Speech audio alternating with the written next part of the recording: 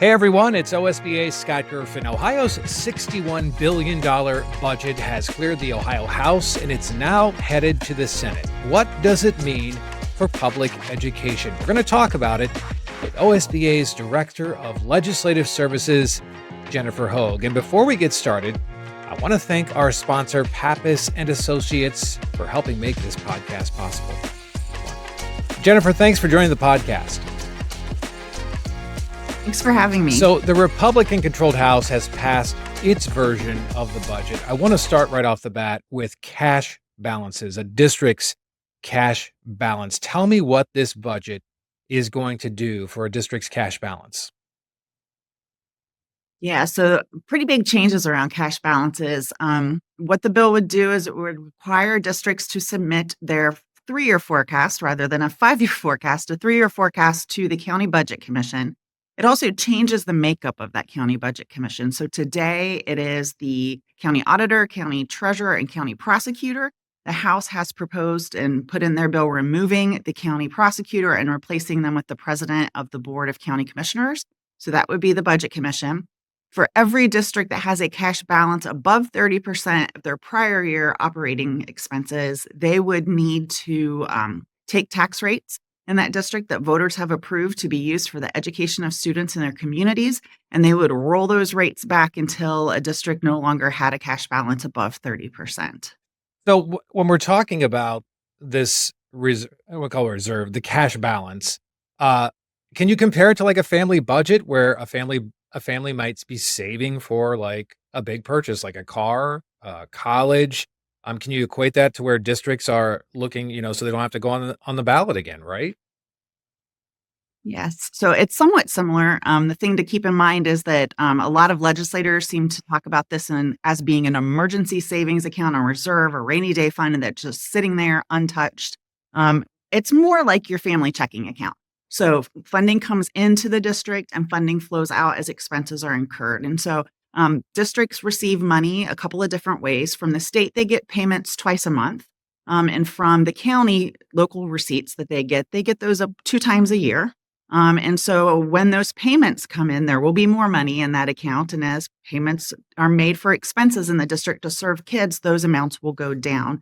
There are also lots of reasons why a district will have a cash balance over 30%, and they are good fiscal stewards of this money and want to make sure that they are making it last. So when we think about a levy cycle, let's say, for instance, a levy is 5 years. In the first couple of years when you pass the levy, you collect extra, a little more than you need to be spending because in those off years, you're going to potentially be growing as a district. You're going to see new student needs. Costs of goods and services are going to be more expensive in year 5 than they are in year 1. And so to make that money last that 5 years without going back to voters again, districts will collect more than they're spending, having a higher cash balance. But in those off years, that money gets spent down to meet student needs. And so that could be one reason. We also have districts that pass bond levies, and oftentimes they'll pass right along with it an operating levy to be able to staff those buildings and serve students as that building comes online if they're a growing district. And so they may have dollars there to be used in those ways. You may also have districts, particularly our rural and Appalachian districts, that haven't had access to the Facilities Construction Commission money. Many of them have maintenance needs for their buildings, and so they'll put away a little bit here and there, saving up over time to be able to do these larger projects that are needed for the health and safety of students, but be able to do it in a way that doesn't require them to go back to voters and ask for more money immediately. And what we've seen just this week is another new reason you may have money in there are the pipeline districts. Nexus settlement payments just hit districts this week. And so that funding is now in their bank accounts and showing on their cash balance reports. And so, that's money that should have been given to be used for students and will be used for students over time. But to penalize a district or take away the ability of a community to be able to levy dollars to provide extra resources for kids is not the solution. Another reason you might see cash balances that look a little higher in some districts is the state and local share. So Ohio is a shared responsibility for public education. There's a state component and a local component, depending upon the school funding formula.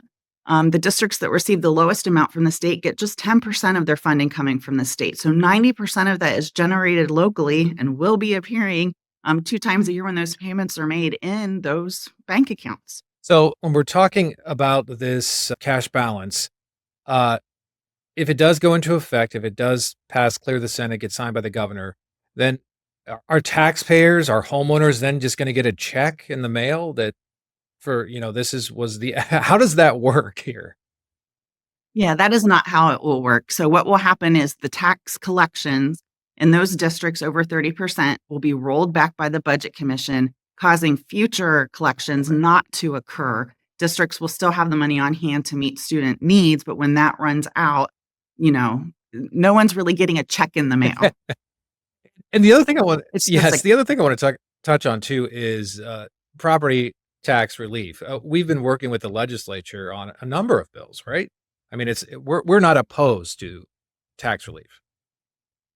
correct. And I think, if you talk to any of our members, they're hearing from the same constituents that our legislators are hearing from about the property taxes that have gone up because the valuations going up and the concerns that are there. And so we are engaging in conversations at the State House around property tax reform. I think we have about 30 bills between the House and the Senate that are on the table, in addition to Yeah. this that they have put in the budget. And so we're engaging in those conversations and welcome collaborating in a way that provides property tax relief for citizens in a way that also protects the ability of students to have the resources that they need in their local communities as well. So when we look at this budget that did pass the House, what is it in terms of school funding?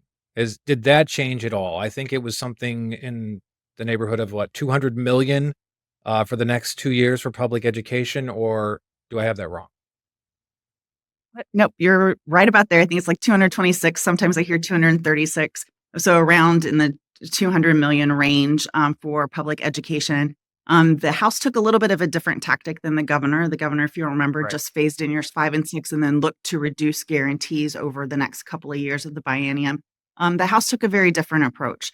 So they are starting out really making sure every district gets what they got in fiscal year 25. And then they run the formula and back out what you got in 25. And if that's a positive number, you get that added to your fiscal year 25. And then there are 2 additional pots of money. So every district will get an additional $20 per pupil in the first year and $30 per pupil in the second year. And then there's also a growth supplement. So if you're a district that has seen enrollment growth above 3% in the last 5 years, you will get additional dollars as well. And so we're seeing every district get an increase. We're disappointed to not get the fiscal year 24 inputs that we were asking for, but the change that was made in the House ensures that every dollar, the extra that was put into the formula, went to a public school district versus growing the vouchers, because those 2 amounts are now tied as one. The base cost grows on one, the base cost for the voucher amount grows as well. So this ensured that those dollars went straight to districts. So help me understand the Fair School Funding Plan then. It is still in place, right? Except explain the cost input and what that means. Yeah. So the cost input takes a look at what does it cost to educate a typical student in the state, which we know no student is typical, but the needs that every single student has regardless of their circumstances. And then that figures out the base cost. The governor's budget proposed to use fiscal year 22 input, so the actual data from districts about what they're spending in those categories that constitute the base cost. And we had asked for that to be adjusted to fiscal year 24 to account for inflation. And so that's how that formula works. So tell me a little bit about the next steps. The process for the budget, it now goes to the Senate, correct? Correct. So we're now moving over to the Senate. One of our main focuses is going to be asking the Senate to remove this cash balance process and procedure to reduce funding to districts. We need to make sure that they understand the unique circumstances of districts. We have talked a lot about all of these reasons that could be that I cited today, but it's really important that they hear from you and understand why the cash balances in the districts that they represent and the communities that they also serve, and making sure that they understand what a reduction in the funding that you are bringing in to meet student needs will mean for a student, what you're planning to do with those dollars and what students will be missing when they're gone. It's extremely important that they understand that. To make this decision quickly in a budget process without being able to understand those are going to have significant ramifications on students, and we need to make sure that the Senate hears that. So we are counting on our districts to get out and tell their story. They need to do. Yes. Yes, that you all did a great job of showing up and speaking up during the House process. We are not done. There's still a lot of this game to be Yeah. played. So please make sure you're engaging in the Senate. Every contact that you make with a legislator shares your story and makes a So difference. when we talk about the process, so it goes to the Senate. The Senate will obviously Mhm. have its version, and then tell me what happens after that. So the Senate will make their changes to the bill. Once they're finished, they'll vote on the bill in the Senate. That then goes back to the House because they will definitely make changes in Right. the Senate. I've never seen a budget they don't. And the House will take a look at what the Senate has done and they'll decide either, yes, we like this, or no, we don't agree with the changes that the Senate made. I've also never seen the House say, yes, we like what the Senate did in the budget process. So then we'll probably end up in what's called a conference committee.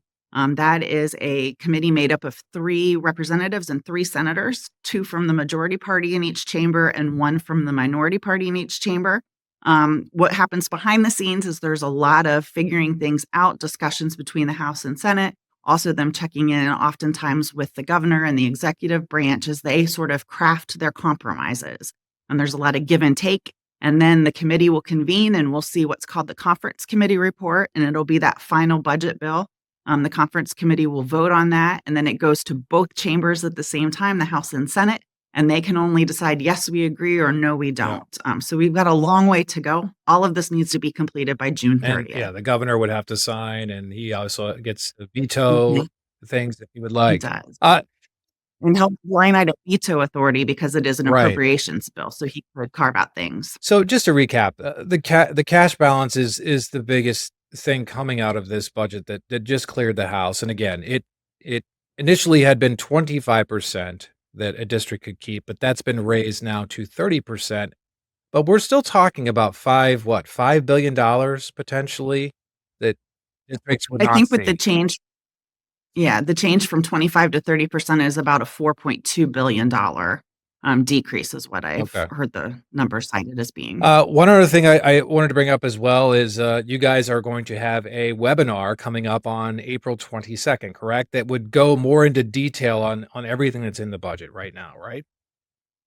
Yes, so the budget just passed the House yesterday. We are still unpacking it and trying to find everything in there, but we are partnering with our colleagues at BASA and OSBA, and we'll be doing that webinar on the 22nd, April 22nd at noon, to go through all of the things that are in the House budget and make sure members are well informed and ready to head into the Senate deliberations.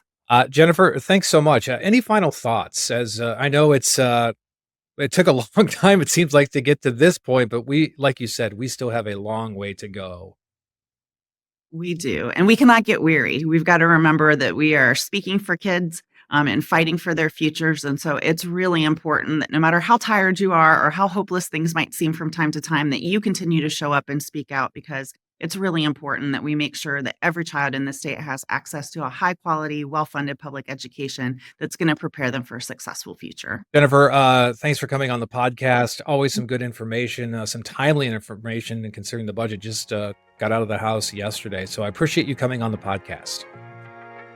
Thanks for having And us. thank you to our sponsor, Pappas and Associates. They are shaping policy with integrity.